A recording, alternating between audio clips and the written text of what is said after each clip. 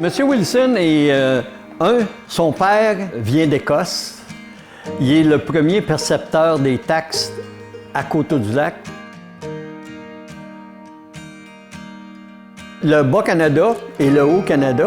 Haut-Canada, là, on s'en va en Ontario, qui est à 17 km d'ici. Mais ici, c'est comme le dernier portage parce qu'ici, tu es arrêté par le courant. Fait que c'est ici qui perçoit des taxes parce qu'après ça, tous les forts, toutes les nourritures qui s'en vont pour les forts, Fort Niagara, Fort Frontenac, Kingston, tout ça, c'est ici que tu payes les taxes parce que tu arrives du Bas-Canada au Haut-Canada. Le père de M. Wilson, c'est lui qui s'occupe de le percevoir des taxes pour le gouvernement. M. Wilson naît ici à Coteau-du-Lac. À l'âge de 14 ans, il fait ses études à Montréal en business. Comme son père connaît tous les marchands, parce que tous les marchands passent par ici, il est reçu à Montréal, puis il voit qu'est-ce qui se passe, puis beaucoup de boissons. Fait qu'il décide, lui, de faire venir de la boisson d'Écosse, de France, des vins de France, puis de vendre de la boisson.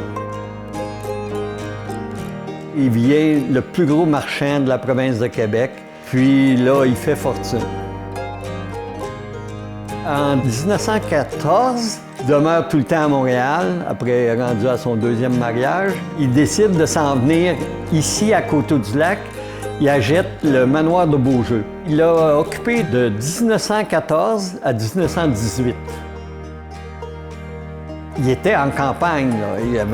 Il a tout le temps ses résidences à Montréal, sur sa rue Saint-Paul.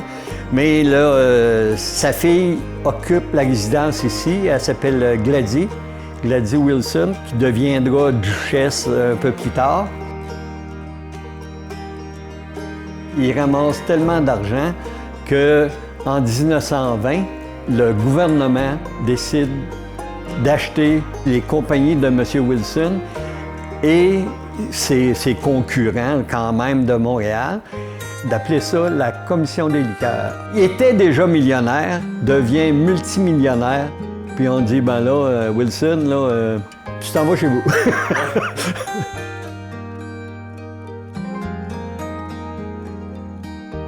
Mais M. Wilson, il aime être entouré de gens. Fait que qu'est-ce qu'il fait? C'est qu'il achète une résidence ici, au centre de Coteau-du-Lac, qui est juste sur le bord de l'eau, où ce qui est l'hôtel de ville maintenant.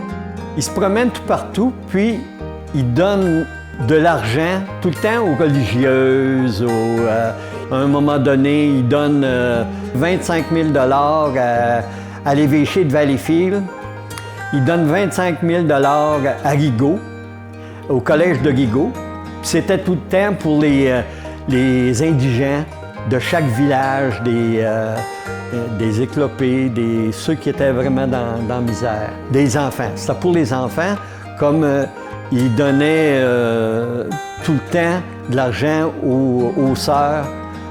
C'est lui qui les nourrissait.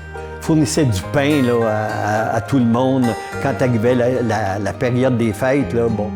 Il faisait faire 20 000 pains, puis c'était donné à la population. Il fournissait du poisson, il achetait tout, puis il fournissait tout le monde. Fait que M. Wilson il a donné à la municipalité le terrain où on est en ce moment. Puis il a donné un montant de 5 000 pour construire le premier pavillon Wilson. Le pavillon Wilson était dédié à des rassemblements populaires, autant des danses toutes les semaines, des pièces de théâtre. Pour se divertir, il s'est acheté une fanfare. Fait qu'ici, il faisait des jamborees. Il faisait venir des fanfares là, de partout. C'est lui qui défrayait les coups.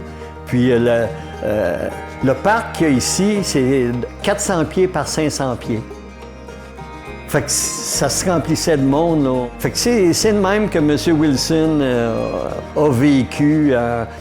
Il a été sénateur, puis il a été honoré de la Croix de Saint-Georges. Puis il a fini sa vie paisiblement.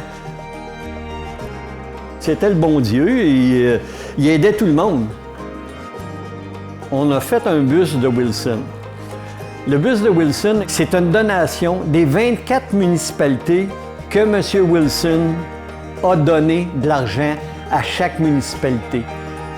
Maintenant, c'est ça. C'est que chaque municipalité, autant Coteau-du-Lac qu'on a le pavillon Wilson, à Coteau Landing, c'est le parc Wilson, à Rivière-Baudette, la rue Wilson.